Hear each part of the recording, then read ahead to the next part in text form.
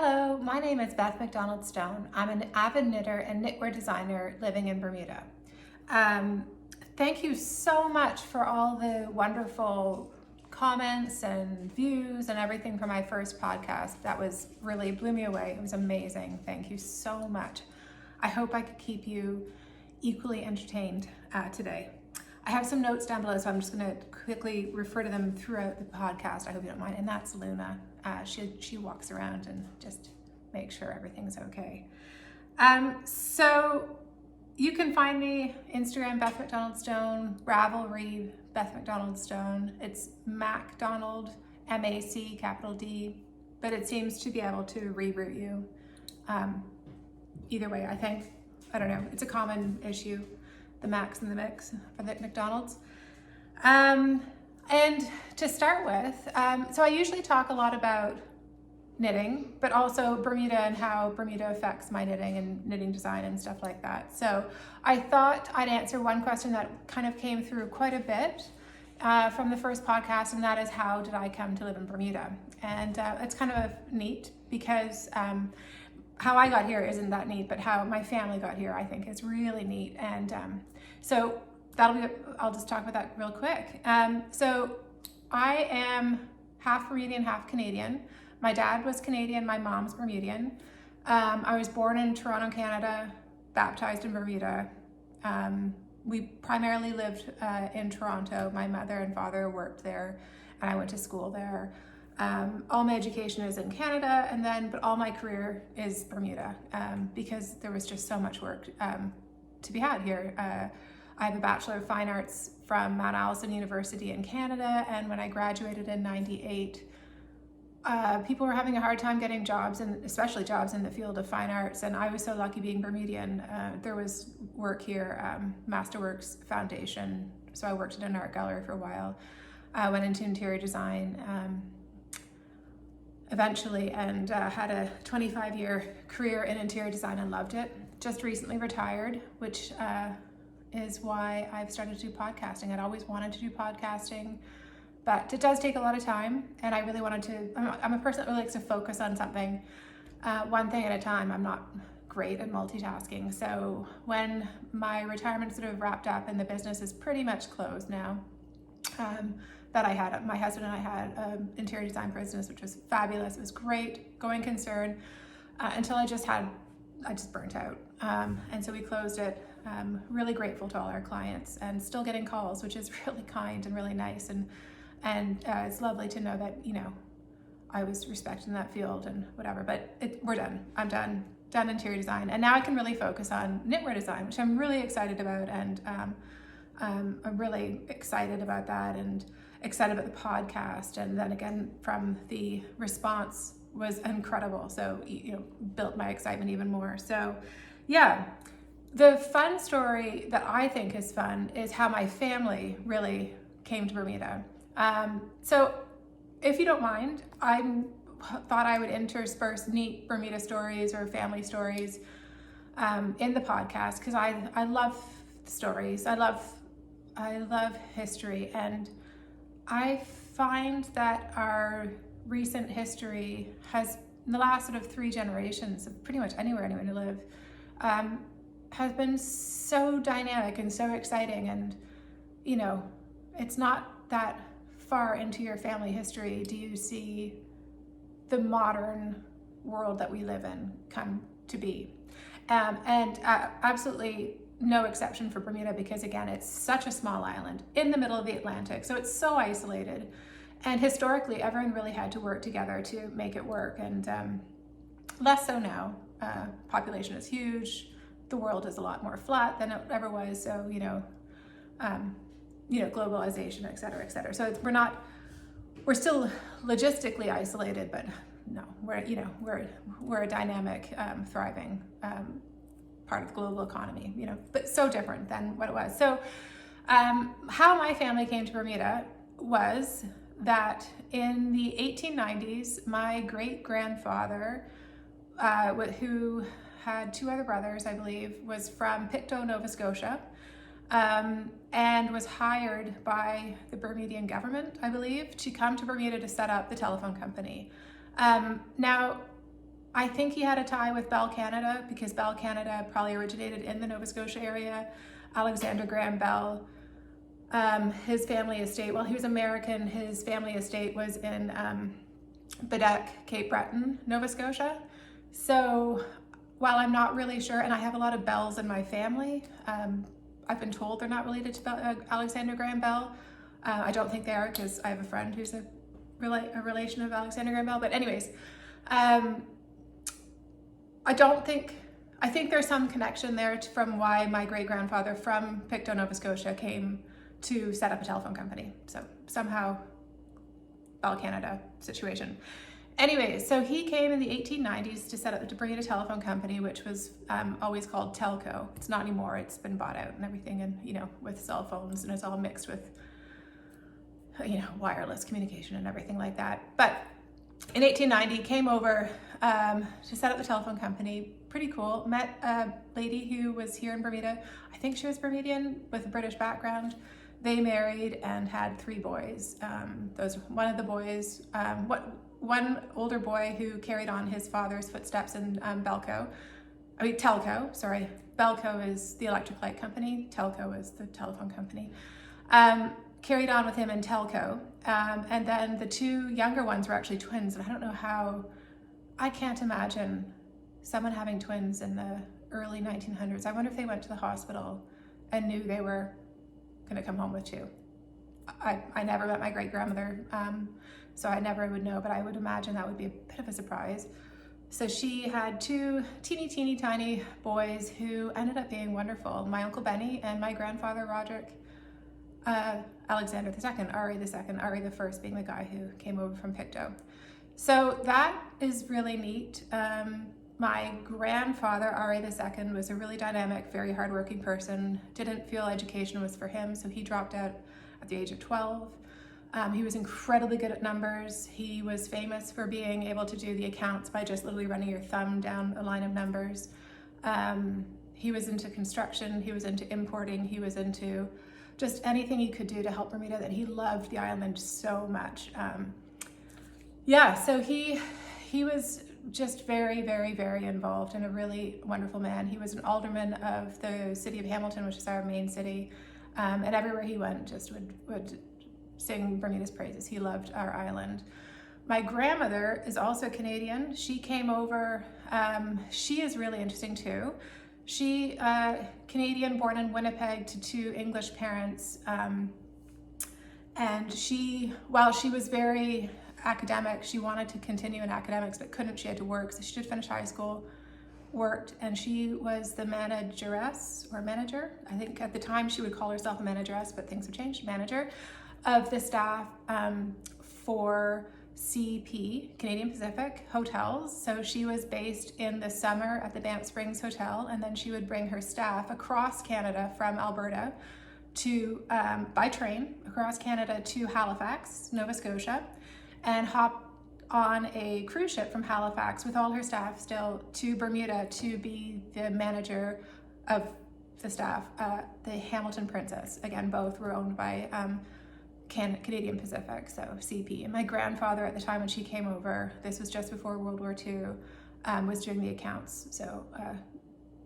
nice local guy who has dropped out of school at the age of 12, was doing the accounts with his thumb going down the numbers. Kind of amazing. Anyways, I could go on, and hopefully over time through these podcasts, you know, more stories will come out, whether they're of my family or the wonderful people of Bermuda. You know, it's a small, isolated island, and we have a history of very rich and culturally rich, really wonderful characters on the island, and there's so many wonderful stories, and I'm sad to be worried that those stories will be lost. So this will be my little part maybe to carry those stories forward. So that's how I came to Bermuda and how my family came to Bermuda. I know my great-grandmother was here. I know her last name was Steed. She was here before my great-grandfather in the late 1800s. I'm not sure if she was born here or whether she came over with her parents, or really what the story is there, but that's as much as I know, and it's just, I think it's so neat. So, you know, I hope you did too. So that's kind of the first question that I wanted to talk about. Now let's get to some knitting. What I'm wearing is also sort of the pattern highlight for the week. I'm going to publish this pattern, and I was just recommended to actually publish it at the same time this episode comes out. So when this comes out, it'll be in Ravelry. This pattern is called Soncy. This is also another version of it here too. Soncy is, to get back into Bermuda stories, Soncy, in the late 1800s, the Easter lily came to Bermuda, and it was just seen as just such an incredible flower and really beautiful, and was really sought after, and sought after to sell too. So former general, a veteran from the Civil War from the States, he was from Massachusetts. His name was, I'm going to get it wrong, so I'm going to read it here. His name was General Hastings. General Russell Hastings came over in 1882. So like 10 years before my great-grandfather. Really cool. Wonder if they knew each other. Anyways, he came over, loved Bermuda, came back and forth to the Boston area, ended up settling here, and bought a 50-acre piece of land that he called Soncy. And Soncy, so he dedicated 10 acres of that land to growing the Easter lily. And he felt that he could put them in crates and ship them, either the full Easter lilies or the bulbs, back to the eastern seaboard. So he was the person who started the Easter lily business that Bermuda became very famous for. And you know, the Easter lily is really part of our identity. So he started that and developed very good sales. So Bermuda, for a long time in the early 1900s, was the major supplier of Easter lilies to the eastern seaboard and to the UK. And we still, I'm not sure for King Charles, but for Queen Elizabeth, we would always send a bouquet or two over to Queen Elizabeth at Easter time. So that is really neat. The other thing so when I pick names, I usually try to pick old Bermuda names because I think they're really interesting and they sound great and they evoke a feeling. So I thought, I knew the house Soncy was, the house is still standing. Since then, you know, in the last 100 years, those 50 acres have been divided up many, many times. And now the property that was Soncy is now a really beautiful residential community called Point Shares. I grew up visiting my grandparents and all my relatives in Point Shares, so it's very familiar to me. When you drive into Point Shares, you have to go through what they used to be pink gates. I think they're now they're white. The pink gates of Point Shares were very famous. And on the pink gates, up until very recently, was the original house name, Soncy. It didn't even say Point Shares for a long time. So the other neat thing is that the original house, Soncy, was bought by friends and clients of mine about 7 or 8 years ago, and it was in a really bad shape. It was you could tell it was just a really beautiful Victorian house, very gracious, beautiful view overlooking Soncy Bay, which is a very stunning little bay just west of the city of Hamilton. Just picture perfect, but the house was in a bad shape. So I had the very good luck to help my clients and friends fully renovate Soncy and the house, and we did it with huge nod to its history and beauty and grandeur. And I hope, you know, General Hastings would have thought that we did an okay job. You know, made it a bit more modern. Instead of having the kitchen at the very back corner of the house, you know, of course, now we live a bit differently, but yeah, it was falling apart. There'd been water damage and there had been termite damage, and you know, it was a lot of teeny little rooms, and so we opened it up, and it's a really beautiful, gracious house. And tried to, over time in houses, you'd see that, you know, windows would come in and all of a sudden the window elevations don't all line up, or like the interior door heights don't line up. And it was just higgledy-piggledy when we went in, and now everything is back to sort of very elegant, gracious, nod to Victorian times, but just really beautiful. So that was really good fun. But so back to the word Soncy, I really thought that the word Soncy was a beautiful word. To me, it evoked sort of coziness and lightness and beauty. And then I just happened to look up the word on the internet yesterday. And so according to the internet, it means lucky, fortunate, thriving plum. And lucky, fortunate, thriving plum. Awesome. I mean, I think that sort of covers how these look. The other thing is I found a description from actual General Hastings, who built Soncy, and he said it was a Scotch word signifying thrift, prosperity, and all things good. And thrift is a very Bermudian thing. Prosperity, you know, I think the man did quite well selling his Easter lilies, and all things good. So I just loved that. So that's the name. Now on to the design of the sweater. I like, as I mentioned before, A-line shaping. I like everything that dates back to sort of 1960s sort of style aesthetic, where you've got a fitted upper body, a bit of a A-line in the body here. I love 3/4 length sleeves. I know that's not practical for everyone wherever everyone lives, so you know you can always adjust the sleeve lengths. I like things to be semi-cropped, and I do like these sort of funnel necks. I'm very interested in necklines because when I'm putting my outfits together, I like something on my neck. So either I wear collared shirts, I usually wear a lot of scarves, not now, it's still really hot in Bermuda, I'm sitting in air conditioning. And so I was trying to do these fun funnel neck tops because I feel like it also is a finishing quality for the neckline, which is of course what frames your face.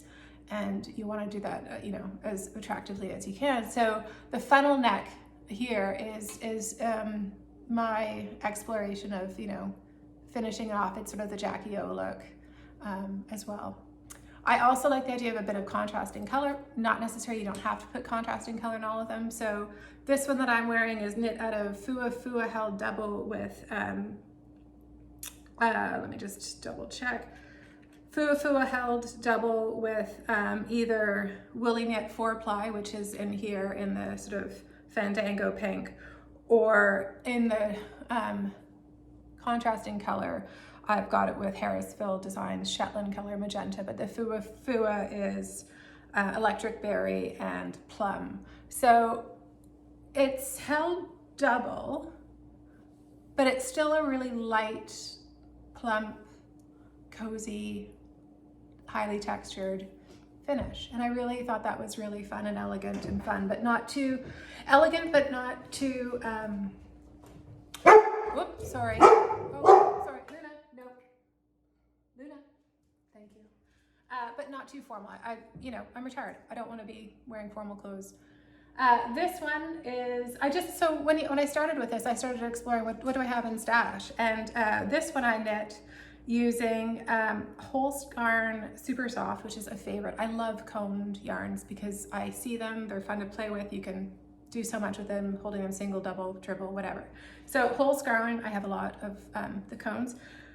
And that's in Hyacinth, whole double with LBA Merino Boucle in the color Anemone. Love that. And then I used up scraps to do the contrasting color. I used scraps of Harrisville Designs Shetland color straw, held triple with a strand of LBA, just what I had left, LBA Mohair Silk and Yellow Brick Road. And I had a teeny scrap left of the Sandnes Garn Tynn Silk Mohair in color 2024, a yellow green. And I think it just made this lovely soupy color. The Boucle and the Fuwa Fuwa are more like a DK weight, which is why I doubled up the mohair, which is more of a lace fingering weight. But you can be so creative with it and how you put things together, etc. Yeah, I love it. Love them both. I think they're really, really fun. I'm kind of continuing on that riff, and I kind of quickly showed last time another Soncy version I was working on. I was calling this Soncy with a twist. And that's that. I'm pretty well finished. I've done the hem, I've done the collar. I just literally have to do the cuffs. So when you're working on the Sonsy, the collar and the hem and the cuffs, you thread a contrasting non-toothy, so slippery yarn. I've actually used embroidery floss here through, so that at a certain point, and I'll tell you when to put that through, you just thread it through with your needle and then keep on knitting. And so basically that gives you a straight line, because I'm not that good at finding straight lines if I'm doing it free-for-all, to fold in the cuffs and just whip stitch it down so that you have a little edge and it just whip stitches down onto I did the purl bumps on the inside here, and it gives a great line. I can go all over if I don't have a guide. So I give you instructions on how to do that too. And so you can kind of see where it's been whip stitched up here. Yeah, really fun. So that pattern hopefully will be out when this podcast is out. So, you know, on Ravelry, go for it. Soncy, S-O-N-C-Y, pretty easy. So that is that. And my friend Luna here wants some TLC, so just give her a quick little rub. So the Soncy with a twist, I'm still definitely working on that. I'm not sure if that's going to be a totally separate pattern or whether it's an addendum that I just add to the pattern later, or do I do a separate pattern that you get a discount if you go to buy the second, like a significant discount. I'm not sure. I'll figure that out. But I think I'm still playing with it. I don't think it's quite, I'm not sure if it's done. I need to finish this and wear it. I'm hoping to take all these to Rhinebeck, and I find wearing things really helps. I haven't been able to wear these that much just because they I did finish them in like March, the first one, March or so, but it got hot. So that's that. So what have I just finished knitting wise? So I've just finished working on a second version of another pattern that I'm releasing in February of the new year, and that's called Deep Dean, and I'll tell you more about the word Deep Dean, which I've actually just become more familiar with because it's been an old bandied around word that I didn't even really know what it meant or what it was for, and a lovely viewer helped me with that, and that's just really cool. So I love this community. Anyway, so Deep Dean. So I first did a multicolored version, and now I just did a solid one. It's really cool, I think. This, I use the Hedgehod Fibers Tweedy, sorry, I just blanked. Hedgehod Fibers Tweedy and one of the original sort of beige colors. And it's just sort of like a modern Gansey, modern construction, so very simple in the round, top down.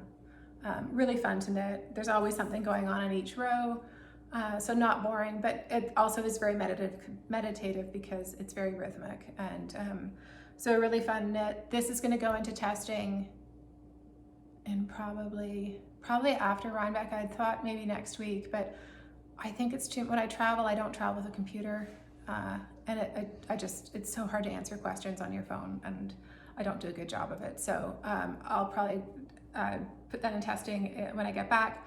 I've got a testers list. It's kind of full for now. When I need more names, and thank you so much for everyone who put their names on the list after the first episode. That was really fantastic. So I've got a really good list right now. We're going to play with that, and if I need more names, I'll do another call in future episodes. Yeah. So just finished that one, and what I'm working on, I only like to have on my needles sort of one of my patterns at any given time, because I just find it too confusing if to have two and keeping the thoughts separate and all that. I can't do it.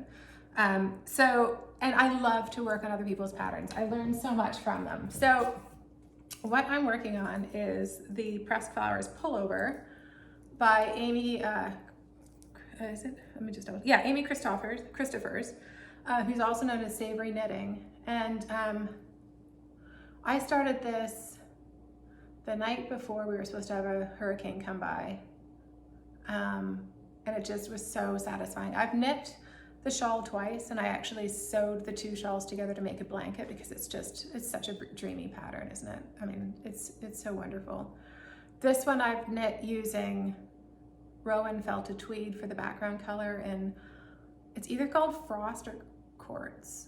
Anyways, that pink color. And then I've used Spin Cycle in the dyed in the wool and Ghost Ranch, which I understand is their highest seller, and I have to say I'm gravitating to it every time I see Spin Cycle in the store. So that is great. This is a lovely knit, so meditative, so satisfying. It's very rhythmic. It's a very rhythmic knit. It's a very slow knit, but that's fine. You know, I'm happy to work away at it. I pretty much had like a goal of 1 or 2 flowers, you know, flower repeats a day, and that just kind of keeps me going. Now I'm onto the smaller repeats on each sleeve. I'm alternating sleeves to try and alternate the colors so that they're semi-well distributed, so that the sleeves kind of speak to each other. So I'll do 1 flower repeat on this sleeve, and then break the yarn, spit splice it back onto the little tail on this side, and do another flower repeat on this side, just so that they kind of line up. I'm not trying to line them up with the colors here. Luna. Sorry. She can see the street and anyone going by. Luna. Luna. Thank you. Yeah, so that's really fun, and hopefully I'll have it done for the next time. Luna, it's okay. They're on the street, not on the property. It's fine. Yeah, thank you. Good. Okay, so that's the pressed flowers. What am I planning on knitting? So when I'm so sorry. Luna. Good girl. When I was in New York area this summer, I caught up with the girls from the knitting posse, Kim, Kate, and Laura, and also with the ladies from the Knitting Place, Pam and Dinah, and we had lunch together. It was really fun, and then we got a chance to see the Knitting Place, Dinah's shop. And having only watched it on the screen, it was so cool to be in the space. So when I was there, I actually purchased all the yarn for the pressed flowers.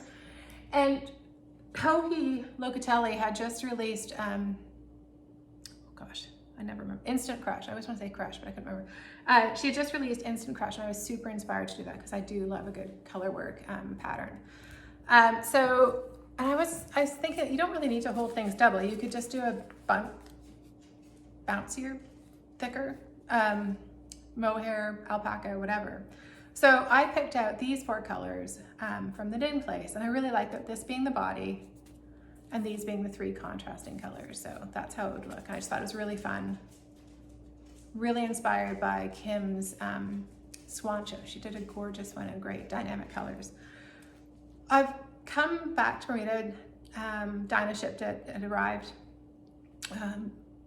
And I was thinking about it, and I love these colors so much, and I love Hohi's Instant Crush, but it's a busier sweater than I would probably wish to have.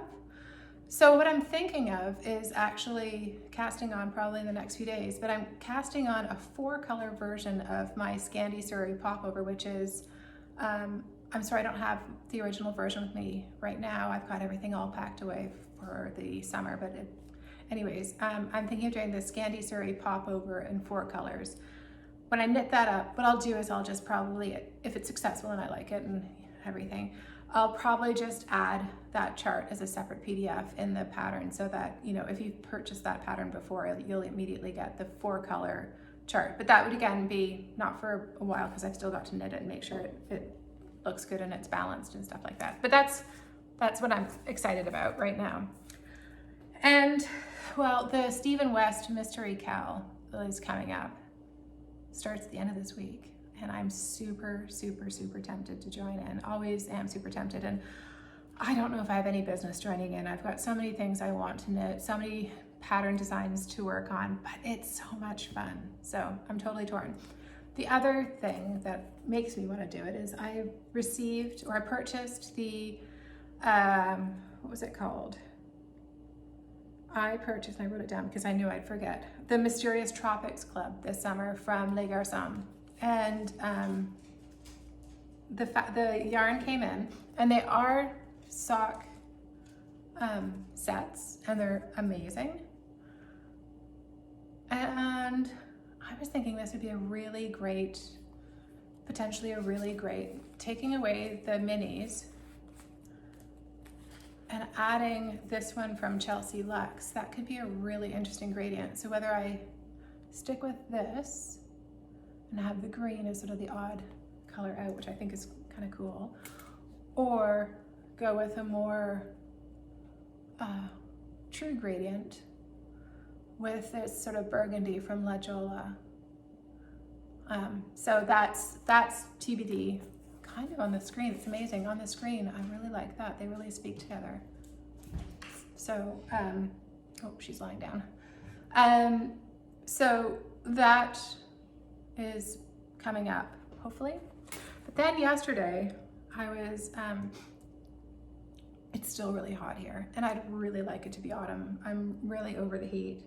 And I was writing my friend, who is another avid knitter, who lives in London, used to live here in Bermuda, and I found, you know, London haunted tours, and I thought, oh, you have to go, you gotta take your kids. So it looks like so much fun, and you know, I just knew I was missing sort of the autumnal feels and haunts and all the exciting stuff pre-Halloween. Hopefully we'll get that at Rhinebeck. But in the meantime, I had pre-purchased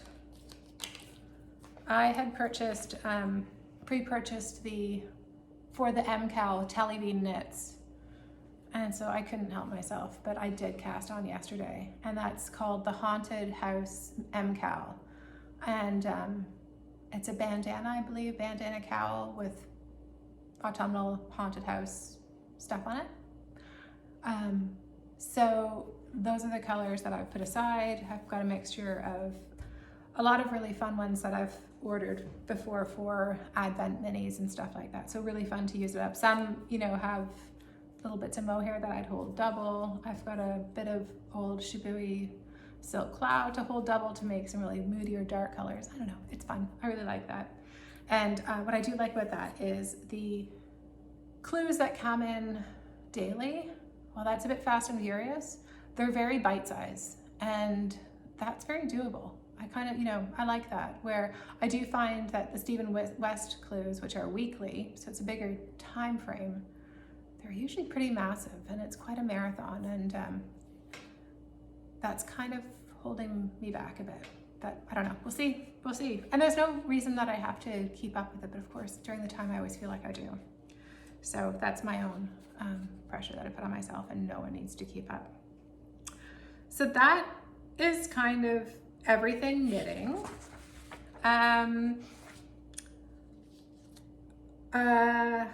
So what's going on here? So since my last podcast, my son just got his bike license, his scooter license, and he's been going back and forth to school, and he's helped me pick up groceries when we're cooking dinner and we're missing something. He's so handy and runs to the grocery store with great pleasure, which I remember doing too. Anyway, so that's really fun. It's all going well. He's a very seemingly safe driver, and yeah, so knock on wood, he's good. But so the other thing that's happened since the last podcast, which I mentioned earlier, Hurricane Lee came by and came not that close to us, but it's amazing what it does between the wind and the sea swells and the salt spray. We had a kind of a bit of a rocky 24-hour period. We lost power for 12 of those hours. Most of the island did. Well, patches of it did. I shouldn't say most. I would say 30% of the island lost its power for points.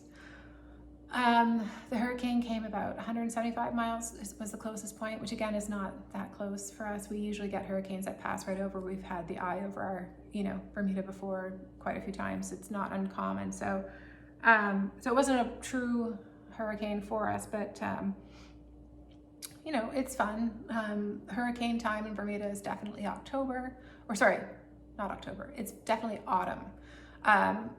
It's September, October. My husband and I we're married early September, and we always joke that usually we end up eating hot dogs on the barbecue because we don't have power for our anniversary. We did have power this year for our anniversary. Lee came later. So it's just a bunch of playing cards, trying to keep the house as clean as possible inside, protecting all the things outside. The wind, sometimes the wind, our windows are quite modern so that they don't rattle like some of the old wooden windows. But you still get the sounds, the whistling through the chimneys. Sometimes when they come right over us, it sounds like there's a train going like literally over top the houses. So that's kind of interesting. We didn't have that sound this time, but it's very cool. I actually kind of like it. It's exciting. It's nature at its best. We went for a walk before, and then we went out for a walk once we knew we had the power back on, because you don't really want to go out and get too sweaty if you're going to be without power for very long, because of course it's still really hot, and it's usually really hot after the hurricane. So yeah, and there was not much rain that came with this one, so everything outside is really crispy because the salt spray hit all the leaves on the trees and the bushes and the grass and everything. And quite often the hurricane, you get a lot of rain following it. This one we didn't, and so everything's still really crispy, and we haven't had a lot of rain since. So things are bouncing back, but it's slower this time. So I have some videos of the morning of the hurricane and about a week after, and you can see the difference in the sea and everything like that. So I will put that in here and come back in just a minute.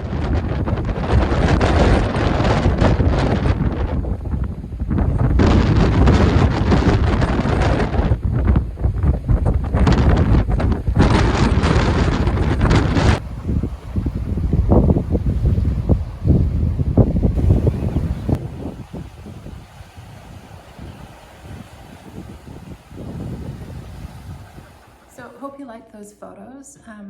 The ocean is so beautiful, and when it's whipped up for a hurricane, I always think it looks like someone put a dollop of cream, because it's very stirred up and it's a lot creamier looking, a lot whiter, a lot frothier. On the average day it's very turquoise and glassy, where during a hurricane it's frothy. It's like a cappuccino. If that's the right way to explain it, but I always say another dollop of cream. So that was the last 2 weeks, and then the next 2 weeks coming up, of course, we're all preparing. We're not those who are attending, and I'm attending, and I'm so excited to go to Rhinebeck and do all of the fun stuff before. So I'm going to Woolen Folk and starting my day on Friday with Cake Palooza. I love going to both of those, especially though Cake Palooza. I find the size of it's very intimate and a lot more comfortable for me. Woolen Folk is kind of overwhelming, and the energy level is really, really high, so I usually kind of stay for a bit and split, but that's just me. It's a lot, where Cake Palooza is just smaller, and a lot of friends there too.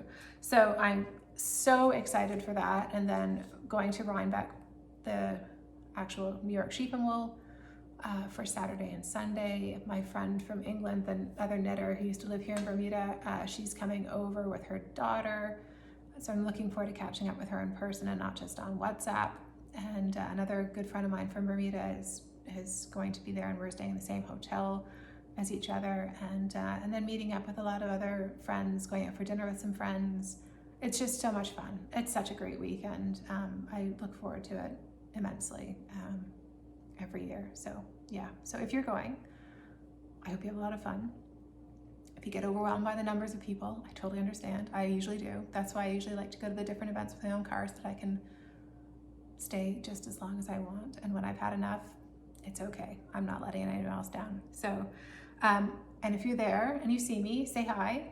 I'd love to meet everyone. There was a lot of comments on last month's video. I think I replied to everyone, and I really love reading them, so thank you so much. So it'd be really wonderful to meet you if you're at New York Sheep and Wool or the other events in person. That'd be really cool. So with that, I'll leave you with another little video of Luna and I, my lovely dog who has a very loud bark, as you've found. We went for a beautiful walk just over that way. Are the beaches, the South Shore beaches, and there are paths on the South Shore beaches that I love to walk on with Luna. We're not allowed on the beach yet with dogs. That's for the summer months. That's just for people. in the winter I can go on the beaches with the dog, but I can all year walk on the paths and enjoy that, and we really do. It's really fun. There's, you know, Bay Great forests, there's like sand dunes, there's amazing cutouts in the rock that have made paths over the last few hundred years, and there's even steps in the rocks on the sides that have been made by just people over, you know, hundreds of years of use. It's really beautiful and peaceful, and there's a ton of little teeny beaches and bays that you can find when you walk on these little beach paths that you'd never know existed. So I've got a little video of us going for that walk and a picture of a beautiful bay. And I hope you enjoy it. Thank you so much for coming and listening to this, and I hope to see you again next month. Take care. Happy knitting. Thank you.